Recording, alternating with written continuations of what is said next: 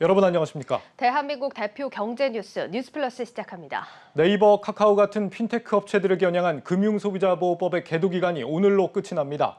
금융 플랫폼들은 상품 비교 추천 서비스를 대부분 이미 개편했거나 혹은 개편을 예고하고 있는 것으로 확인됐습니다. 그간 소비자들이 누리던 각종 서비스들이 축소되고 선택권도 줄어들 것이라는 전망이 나옵니다. 배성재 기자입니다. 토스 애플리케이션에서 접속 가능한 보험 상담 기능입니다. 보험 상담을 신청하면 전문가가 등장해 5분간 내게 필요한 보험 상품을 상담해 줍니다. 그러나 금소법이 시행되는 내일부터는 이러한 기능을 찾아볼 수 없을 수도 있습니다. 금융상품 비교 추천 서비스를 중개 행위로 보고 있는 금융당국이 제재 수위를 더 올릴 수도 있기 때문입니다. 이미 보험 상품 판매를 일부 중단하고 화면 개편을 완료한 카카오페이. 보험 상품 메뉴를 누르면 카카오페이가 아닌 자회사 KP 보험 서비스가 제공하는 상품이라는 안내를 명시했습니다. 보험 내용도 건강이나 자동차 등으로만 구분되어 있고 세부 내용은 볼 수 없습니다. 토스와 유사한 보험 해결사 서비스도 잠정 종료했고 오늘부터는 다이렉트 자동차 보험료 비교 서비스도 멈췄습니다. 이 밖에 네이버 파이낸셜이나 NHN 페이코 등도 금융상품 비교 추천 서비스를 개편 중에 있는 것으로 확인됐습니다. 일각에서는 이러한 금융당국의 갑작스러운 빅테크 규제에 대한 비판의 목소리도 일고 있습니다. 고승범 신임 금융위원장이 빅테크 규제의 근거로 말한 동일 기능, 동일 규제 원칙. 금융 안정 차원에서 그리고 또 금융 소비자 보호 차원에서 그 동일 기능, 동일 규제가 중요하다는 말씀을 드렸고요. 핀테크가 육성이 돼야 된다. 그리고 금융 혁신이 중요하다는 우리 금융위원회의 생각에 변함이 없습니다. 그러나 4년 전 금융혁신과 소비자 편익을 이유로 샌드박스 제도를 시행해 금융 규제를 면제해 준 건 금융위 자신입니다. 규제를 풀어준 당사자가 갑자기 소비자 보호를 들어 규제에 나선 모양새입니다. 금융위는 금융상품 비교 서비스 외에도 더 강력한 금융 플랫폼 규제를 예고 중입니다. 한국경제TV 배성재입니다. 정치경제부 장슬기 기자 나와 있습니다. 장 기자, 이번에 이 금소법 규제를 받는 핀테크 기업들이 실제로는 이제 당국이 그동안 앞장서서 규제를 면제해줬던 기업이었다라는 이 리포트를 들어봤는데 갑자기 상황이 왜 반대가 된 겁니까? 네, 그동안 이제 혁신으로 시작했던 기업들이 이제는 독점이라는 프레임에 갇혀서 규제 대상이 되어버렸기 때문입니다. 예. 속된 말로 너무 커버렸다는 거죠. 예, 카카오의 경우에는 카카오뱅크를 시작으로 이 결제 수단인 카카오페이까지 영역을 넓혔고 이 때문에 이 기존 금융사들은 그동안 빅테크들과 역차별을 받는다. 예, 이런 말을 하면서 기울어진 운동장이라는 말을 자주 쓰기도 했습니다. 금융당국도 이제는 이를 바로잡아서 빅테크도 기존 금융사와 똑같은 규제를 이제 받으라는 건데 이 시점을 놓고 좀 논란이 좀 있습니다. 예. 리포트에서 보신 것처럼 그 샌드박스라는 이름으로 혁신 서비스를 키워줬다가 이 현재는 규제를 하는 상황인데 애초에 이 핀테크 업체들이 혁신이라는 이름으로 영위할 수 있는 영역을 제대로 당초에 이제 좀 세워줬어야 한다 이런 지적입니다. 예. 이미 다 키워둔 뒤에 사후 규제 방식으로 전환되니까 당연히 혼란이 발생할 수밖에 없는 상황이겠죠.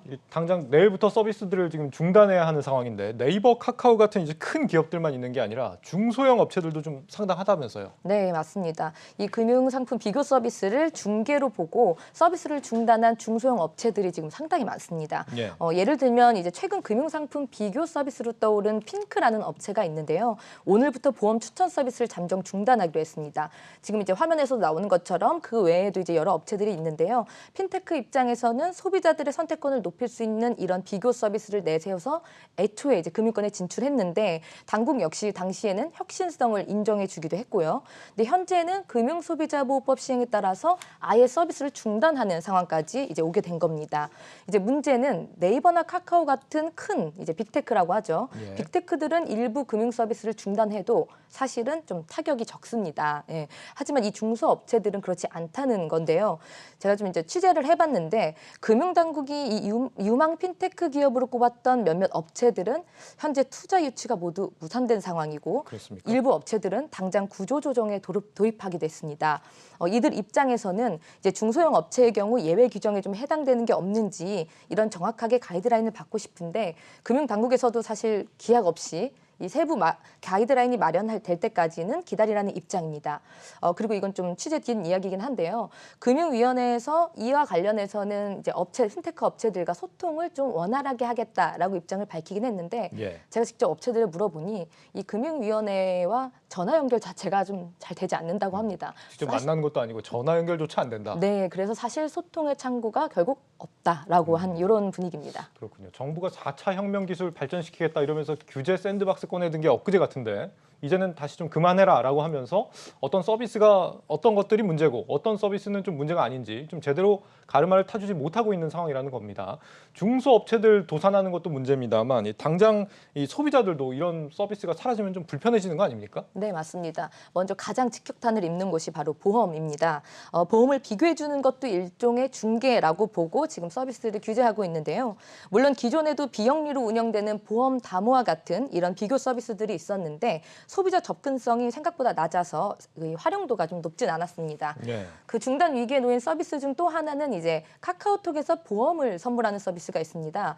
보험 선물하기 서비스는 이 미니보험 활성화에 중요한 역할을 담당한다. 이런 평가를 좀 받고 있었는데요.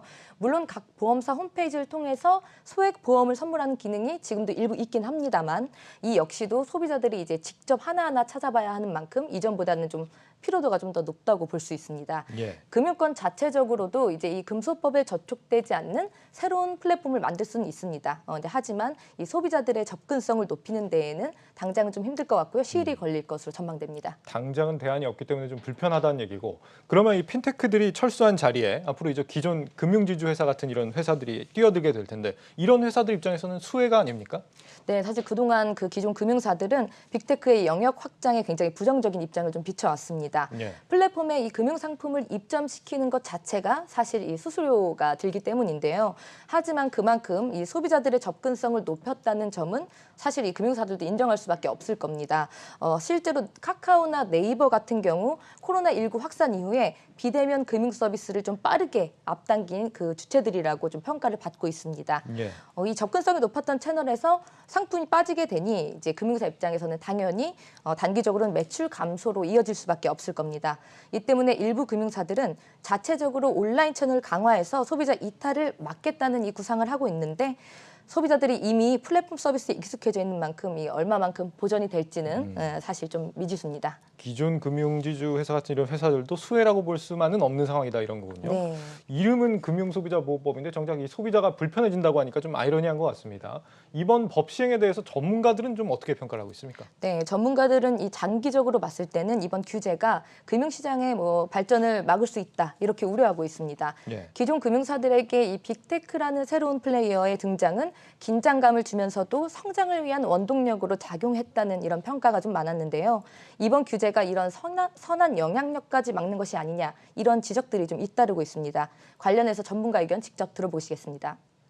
기존에 있는 플레이어들이 사실은 빅테크가 갖고 있는 혁신을 좀 이렇게 벤치마크 하려는 그런 경향이 좀 많았었거든요. 이제 사실은 빅테크나 플랫폼 업체들이 시장에 진입하는 게 좀 막혀서 벤치마크나 좀 협업의 기회는 좀 적어졌다고 이제 볼 수 있고요. 새로운 플레이어들 들어오면은 사실 기존에 있는 플레이어들은 긴장을 할 거 아니에요. 그럼 그쪽으로 더 신경을 쓴다고요, 이제. 근데 줄어든 거죠, 사실 그런 효과들은. 네, 또 하나 우려되는 점은 이 규제라는 것이 사실 한 번 생기면 사라지기가 좀 쉽지 않다는 점인데요. 예. 단기적으로는 이 빅테크의 독점을 막을 수 있는 장치로 작용할 수는 있겠지만 장기적으로는 이런 이제 새로운 혁신 기업의 등장을 막아서 결국 한국판 아마존을 만들어내는 데는 좀 걸림돌로 작용할 것이다. 이런 우려들이 제기되고 있습니다. 네, 정치경제부 장슬기 기자였습니다. 잘 들었습니다.